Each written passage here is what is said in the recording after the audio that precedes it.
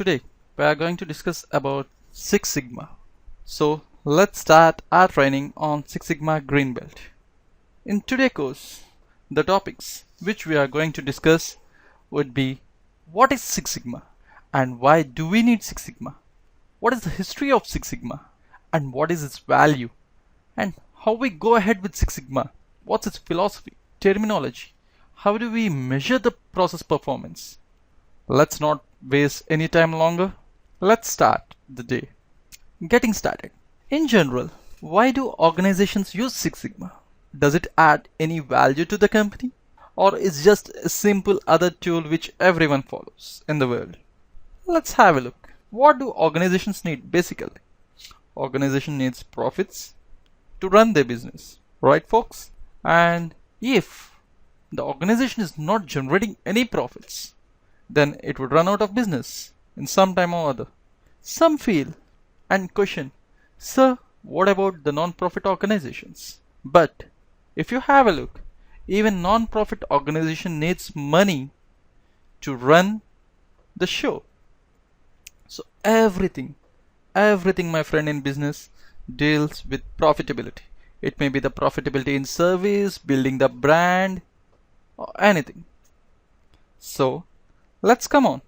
And with Six Sigma, what do we get? We get a defined process. We strive for perfection. But is 100% perfection possible? No. We can just improve our standards from the current process level. It means, for example, if our company is having a productivity of 80%, then we can slightly increase to 85, then go on to 90, then go on to 95. So it's, in one term, it's a continuous improvement. And now have a look here. So how do these process inputs, outputs and feedback impact the organization? How do it? Let me tell you a simple story of how they impact. If you have seen a fisherman, before he goes for fishing, he checks his entire net at the minute level. And if he finds a small hole within the net, he immediately stitches the net. And if you go and ask him, my dear sir, fisherman, why are you stitching the small hole, whereas the entire net is perfectly fine? Why do you worry of having this much time, spending this much time and stitching up a small hole?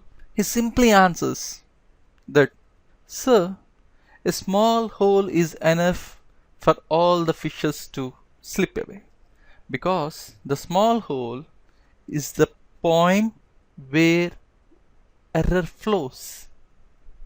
Even in organizations, we may not notice that there are few holes in the same way, but we just ignore them, saying that it doesn't affect us. It doesn't affect us. Do we really know that it doesn't affect us? I'm sure not. So Six Sigma helps to standardize this process. So it helps us on how to go ahead. It gives us an approach of how to act. And my dear friends, even the smallest imperfection affects the entire effort. Always remember that. And perfection is not a requirement, but it is a goal worth setting. So in this modern world, every organization strives for perfection. And perfection is elusive. But it represents an enviable goal. The word perfection drives all to develop and maximize the current performance, service at every minute level. All organizations produce things that people are willing to buy for the individual or benefit of others, with minimum resources and having maximum returns. So at the end of the day, what's the use of Six Sigma?